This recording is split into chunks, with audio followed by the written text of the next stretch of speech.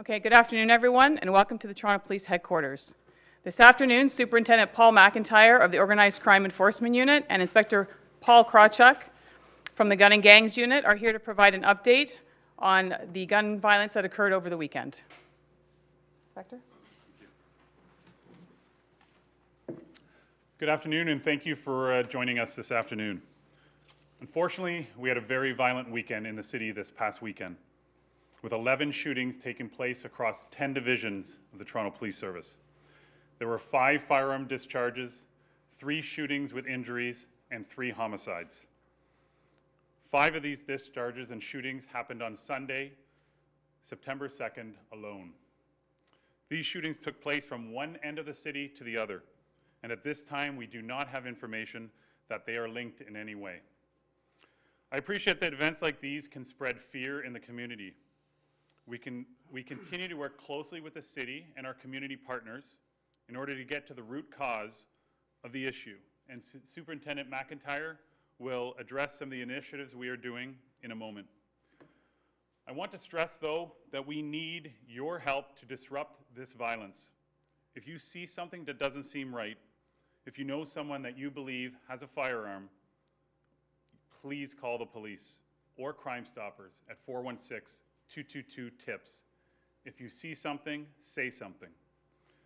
Over the weekend, Toronto Police Service members seized 6 firearms and laid charges against 6 people in relation to them.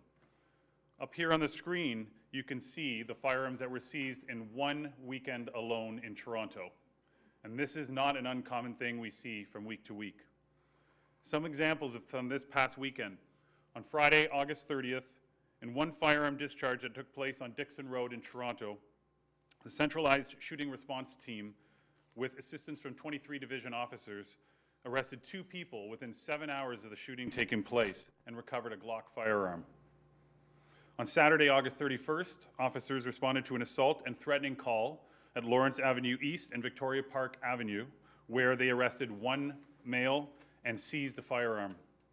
On Sunday, September 1st, at Sudbury Street and Queen Street West, police were called to an assault where 1 person was arrested and a firearm was also seized. On Monday, September 2nd, members of the Gun and Gang Unit executed a search warrant on a vehicle on Roncesvalles Avenue where 1 person was arrested and a firearm was located. And finally, early this morning, a long gun was seized after officers attempted to stop a stolen vehicle.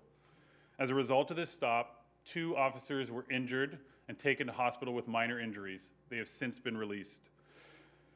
The suspects were able to flee the scene and have not been located at this time. Although we can't provide a lot of information on the homicides as the investigations are in the early stages, we do have Inspector Ted Lemanis here from Homicide to address any questions you may have. More information on those arrested and the charges they face will follow later today in a news release. I would like to now turn it over to Superintendent McIntyre.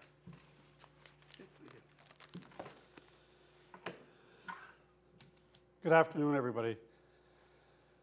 I'm going to give you a general overview of what the Toronto Police Service is doing when it comes to combating this violence that we saw on the weekend. You're all here because obviously it's important to us.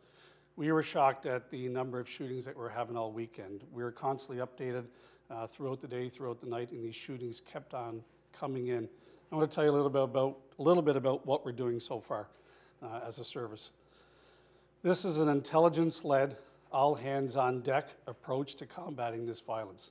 I can tell you right now that in 2024, the Toronto Police Service as a whole has seized 491 crime guns.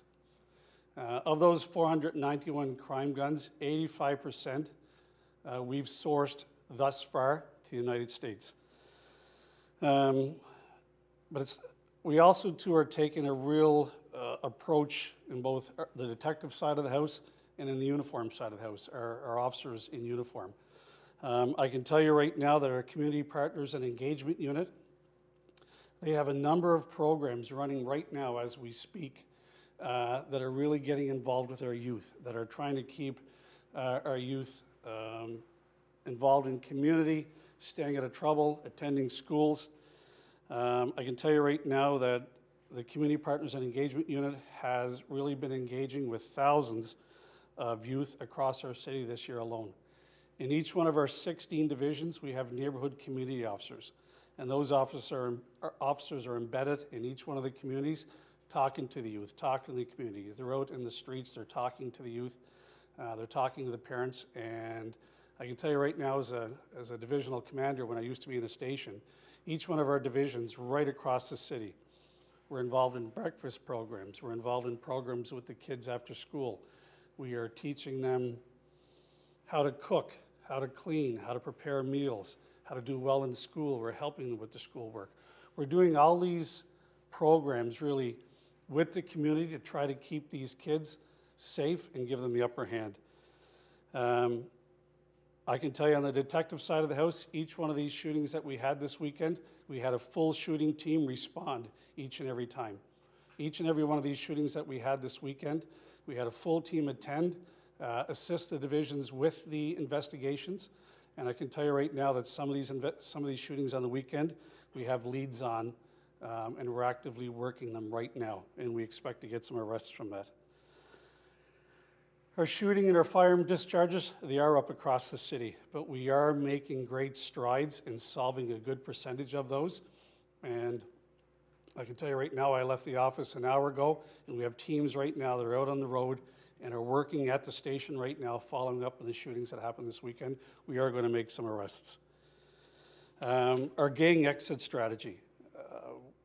Kids that we believe may be vulnerable to gangs, kids that we believe may be about to join a gang or maybe not doing well at home, we make sure that we get them in a gang exit strategy. I can tell you right now, the Toronto Police so far this year, we've referred over 700 youth to the gang exit strategy.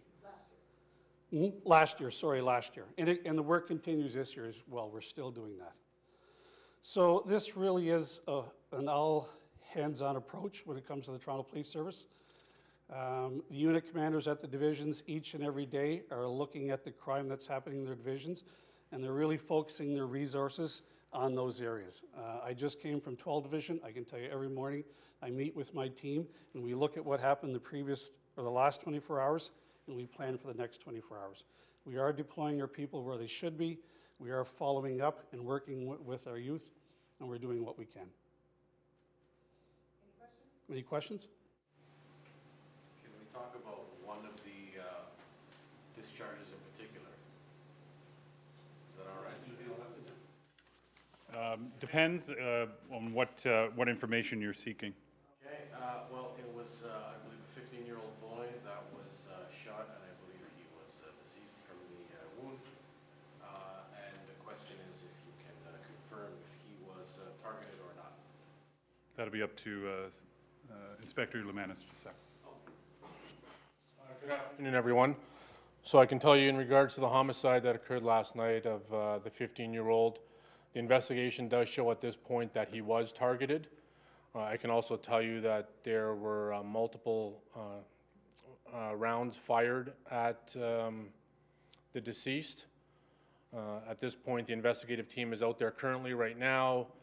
As you can appreciate, it's very early on in the investigation, and yesterday being a holiday, a lot of the businesses were closed, so therefore the video canvass pretty much has started, so we are gathering as much information as we can at this point. Okay, and one more follow-up to that there.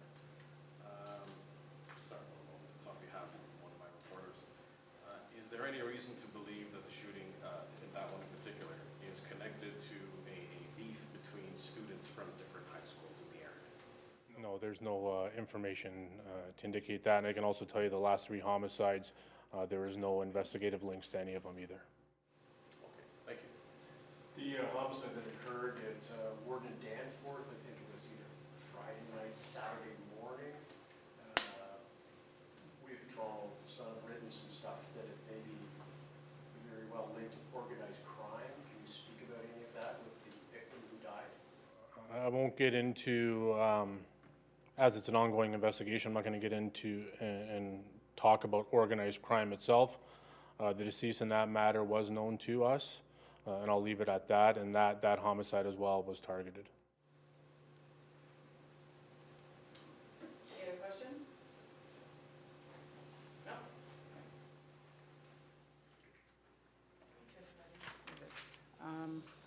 All right, thank you everyone for coming. Any further information will be provided through our social media feeds or through a news release.